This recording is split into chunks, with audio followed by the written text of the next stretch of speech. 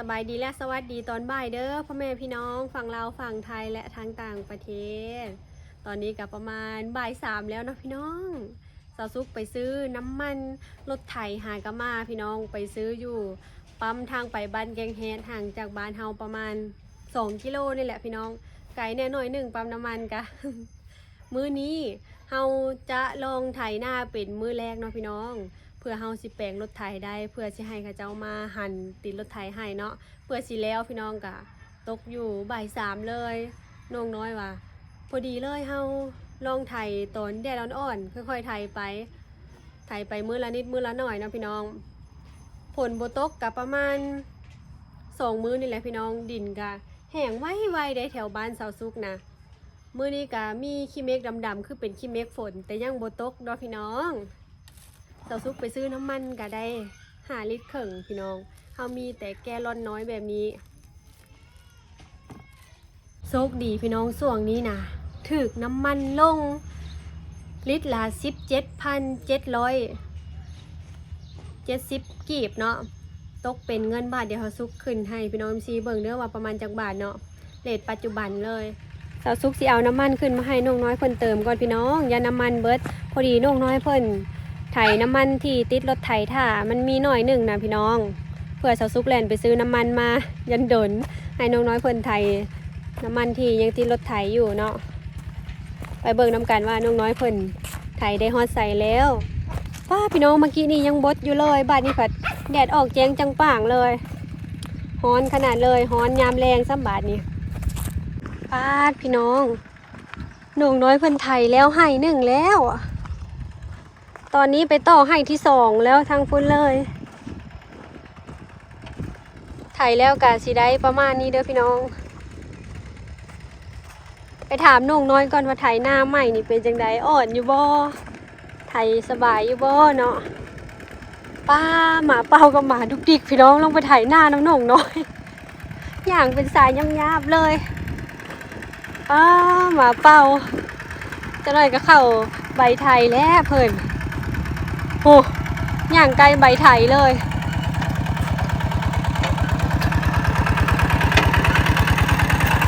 เป้าเ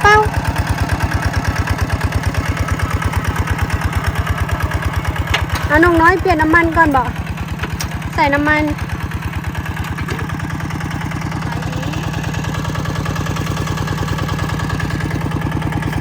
ให้น้องน้อยเพิ่นเติมน้ำมันก่อนเนาะพี่น้องหมาเป้ากับหมาดุกดิกค่ะนะป้าแหล่นมาตามหลังใบไถเลย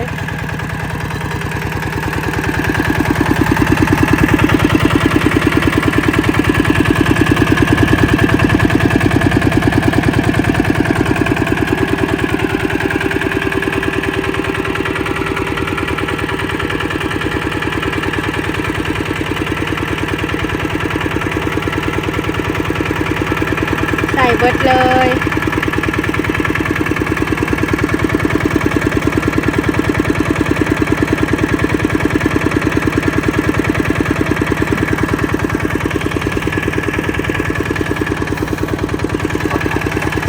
เป็นไดน้องน้อยไถง่ายอยู่บ่ไถหน้าไหม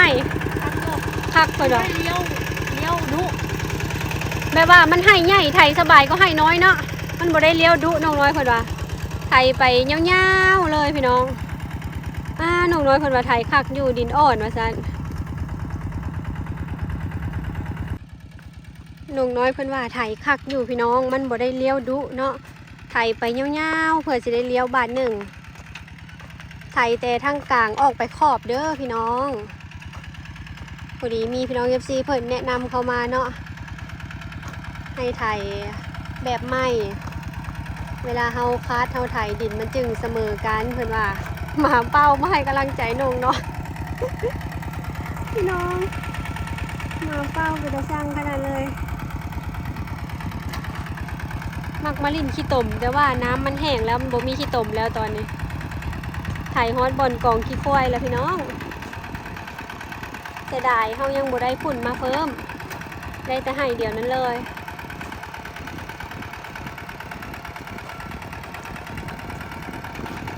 มาเป้านี่ติดขนาดติดหนุ่งน้อยไปใส่กระเป๋าทำกันเป้ามาเร็ว เจ็ดบาทนี้เขาสิไทยเอาเพิ่นแท้บาทนี้เปล่า บ่อยากนั่งบ่อยากย่างนำหลังแล้วอยากย่างนำหน้าบาดนี้ดินอ่อนคักแต่พี่น้องมันยังบ่ได้เจ็บคัก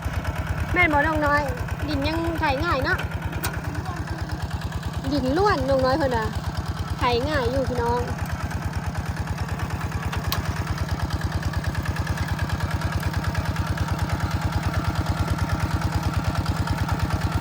ปีแต่เก้าเนาะเฮาไถมันสิมีต่อเพื่องเนาะพี่น้องหน้าเฮาน่ะมันบ่มีงัวเข้ามากินแค่ไถเพื่องนะไถเพื่อสิลงอันนี้มันยังบ่ได้มีหญ้าอหย่างหลายไถง่ายฝนหากระตกมา 2-3 ครั้งเนาะ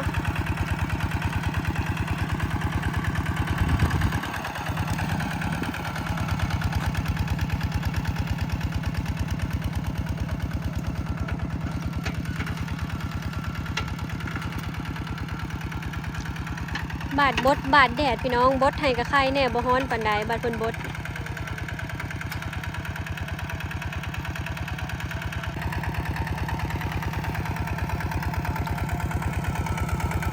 เสาซุกเบิ่งยังฮู้เลยว่าอ่อนพี่น้อง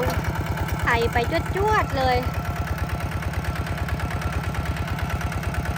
บัดเฮาคาดนี่เฮาบ่ต้องคาดหลายรอบเลยคาดรอบเดียวเพราะว่าดินเพิ่นหมุนอยู่แล้วพี่น้องนี่เด้บ่ได้เป็นก้อนโคโลเคเล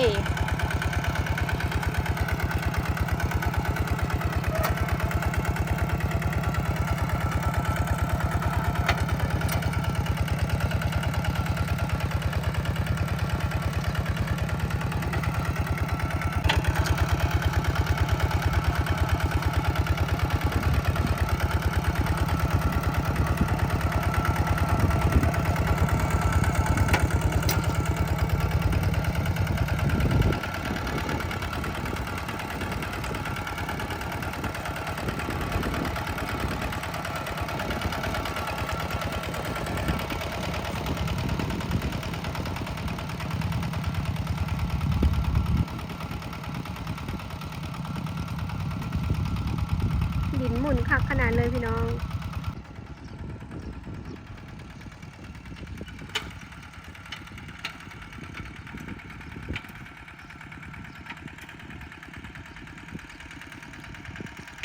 บดและไข่เนี่ยพี่น้องลมพัดมาหน่อยหนึ่งพอดีเย็น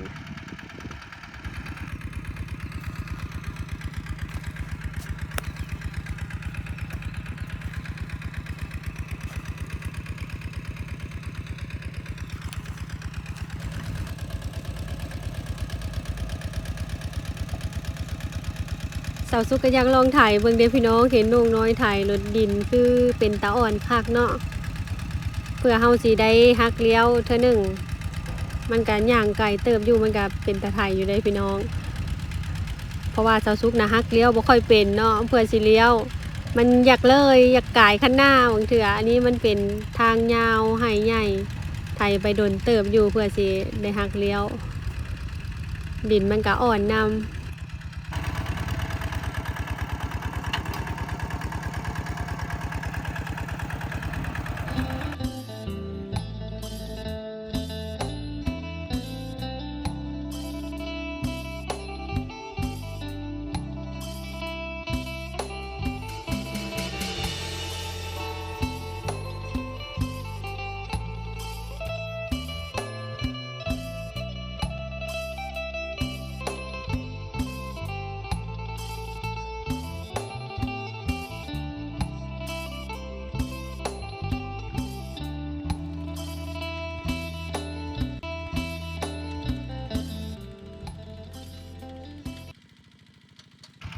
หน้าทงทั้งข้างเพิ่นก็ยังบ่ทันมาไถเด้พี่น้องเพราะว่าหน้าเพิ่นน่ะดำเอาเนาะหน้าเฮาถ้ายอดนี่ต้องไถก้อนหมู่แล้วก็ยอดก่อนฝนสิมาหลายคันฝนมาหลายนี่โอ้แล้วเลยเบิดหวังพี่น้องบ่ได้ยอดต้องได้ดำอย่างเดียวเลย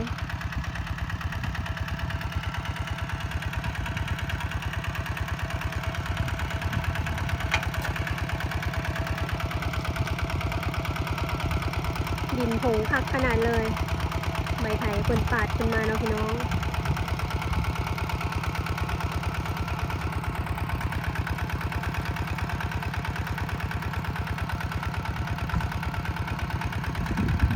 แบบใส่เกียร์ซ่าประมาณ3นี้มันจึงบ่เมื่อยแฮงทางคุณน่ะมืดเนาะพี่น้องทางผู้ข้างหลังนุ่งน้อยผู้ทางเฮาผัดแดด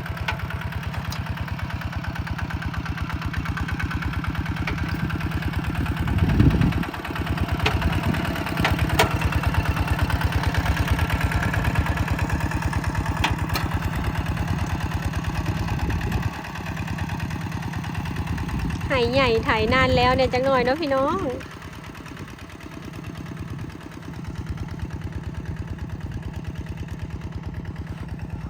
หมาเป่าลงไปดูดขี้ดินลิ่นแล้วพี่น้องปุ๊มันเย็นลงไปนอนอยู่ขี้ดินเป่ามาเร็วเย็นบ่พี่น้องหนาวพังงาบอยู่ดินไถขึ้นมาใหม่แล้วเพิ่นเย็นมาเพิ่นมักไปนอนคันแท่หน้าเฮากะยังบ่ทันแจบคักเนาะพี่น้องกะสูงแน่จักหน่อยถ้าเพิ่นแจบลงกว่านี้มันกะสิต่ำลงบ่สูงปานนี้เนาะฝนตกเบิดปีนี้พุ่นล่ะเพิ่นจะสิแจบคักตอนนี้ก็ไถได้กวางเติบแล้ว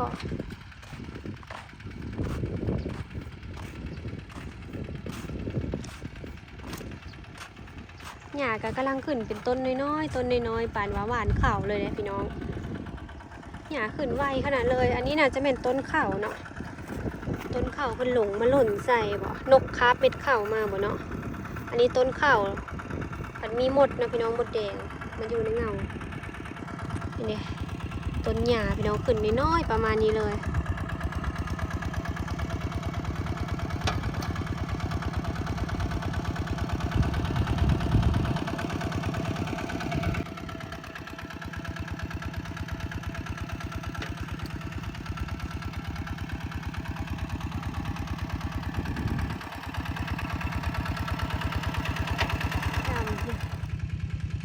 ขี้เมฆดำคือมาสึ่งบ้านสาวซุกคักแท้พี่น้องอยู่ทางหลังนี่ก้อนบ้างใหญ่ๆเลยแต่เก้าเห็นขี้เมฆดำอันนี้สึ่งใส่ก็คือจะตกหันเนาะพี่น้องผู้นี้บ่ฮู้ว่าสิตกหรือบ่หรือว่าสิไหลไปตกทางอื่นสาวซุกเบิ่งในสภาพอากาศน่ะจะมีผลประมาณ20%พี่น้องมื้อนี้จะมาตอนแรงๆประมาณ15 นาฬิกา 16 นาฬิกากับเวลานี้เลยเพิ่นแจ้งในสภาพอากาศเนาะตอนนี้ก็ยังบ่ทันได้ตกเห็นแต่ขี้เมฆดำเนาะพี่น้องเพิ่นบังตะเว้นกับบดให้เฮาหน่อยหนึ่งแล้วตอนนี้จะมีลมพัดมาค่อยๆพอดีเย็นพี่น้องสภาพอากาศช่วงนี้ฝนตกมามันกะเย็นขึ้นมาแน่หน่อยหนึ่งใครอยู่ได้พี่น้องสตุกาจะนั่งเผานงน้อยเพิ่นไถนาแล้วก็เอาน้ำเย็นมาให้เพิ่นกินน้ำเนาะพี่น้องเป็นกำลังใจให้นงน้อยมื้อนี้ ลูกดิกก็มาเผาน้ำพี่น้องมักมาควัดคันหน้าดินอ่อนๆแบบนี้แห้งผ้ากันควัดเอาหันจนเมื่อยตียังให้เพิ่นลาบนะพี่น้องแบบเพิ่น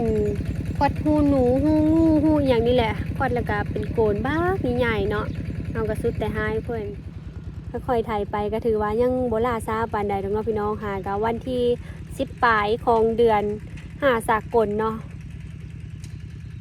แถวนี้ข้าเจ้ากายังบ่ทันพากันไถผู้ที่ข้าเจ้าจะดำนะพี่น้องมีแต่ผู้ที่ยอดนั่นแหละเพิ่นก็น่าจะเริ่มไถกันแล้วสาวซุกหากระเฮ็ดกินแล้วพี่น้องขึ้นมาจอบนงน้อยก่อนวันนี้เนาะนงน้อยรถไถขึ้นแล้วพี่น้องนี่นะพี่น้องน้ำมันนะยังบ่ทันได้ขึ้นราคาปานใดเพิ่นว่าคนยังบ่ทันลงหน้าหลายบัดคนลงหน้าหลายๆน้ำมันน่ะสิปรับขึ้นเพิ่นว่าถ้ามีกระตุกมีแกลลอนนี่อย่างนะคือไปซื้อไว้เลยตอนนี้น้ำมันลิตร 17,000 ปลายเนาะซื้อไว้แต่ตอนนี้เฮากะได้ไถนายาวๆไปเลยเฮาก็อยากซื้อมาไว้หลายๆอยู่พี่น้องซื้อมาไว้เป็นตุกใหญ่พอดีแบบไถทั้งยอดนะสิหาตุกอีกตุกน้อยก็ได้2-3 ตุกเพราะว่าเพิ่นให้เฮามาซื้อน้ำมันเพิ่นอยากให้ซื้อตุนไว้เลยซื้อตุนไว้ไถจนแล้วพุ่นแหละพี่น้องสาวสุกาต้มแนวกินปะไว้ได้พี่น้องต้มอึ่งมื้อแรกนะว่าสิต้มอึ่งแล้วก็สดเนาะเฮ็ดแบบซัวใส่ข้าวคั่วเบิดแม่จังแซ่บเนาะ สำหรับคลิปนี้สาวสุกัสิได้ขอจบไว้เพียง3นี้เด้อพ่อแม่พี่น้องฝากเป็นกำลังใจกดไลค์กดแชร์ให้ครอบครัวสาวสุกในอยเด้อและฝากเป็นกำลังใจด้วยกันบ่ข้ามโฆษณาเด้อพ่อแม่พี่น้องสบายดีบ๊ายบาย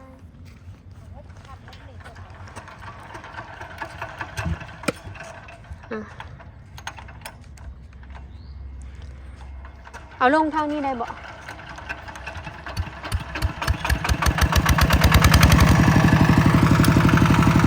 วันนี้ก็สิขี่รถไถลงไปไว้เนาะพี่น้องมื้ออื่นเช้าเขาจึงขึ้นมาเริ่มต้นไถใหม่มื้ออื่นเช้าเขาจึงเอารถไถขึ้นมาไถใหม่เนาะพี่น้องโชคดีเฮามีหน้าอยู่ใกล้เฮือนไถจนค่ำตะเว้นตกก็ได้เนาะพี่น้องเพราะว่าอยู่ไกลนี่ต้องได้เมื่อแต่เว้นพี่น้องอันนี้เขาอยู่ใกล้เขาไถจนค่ำเขาก็ได้หลายให้เนาะฟืนก็ยังบ่ทันได้เก็บลงไปดังซ้ำ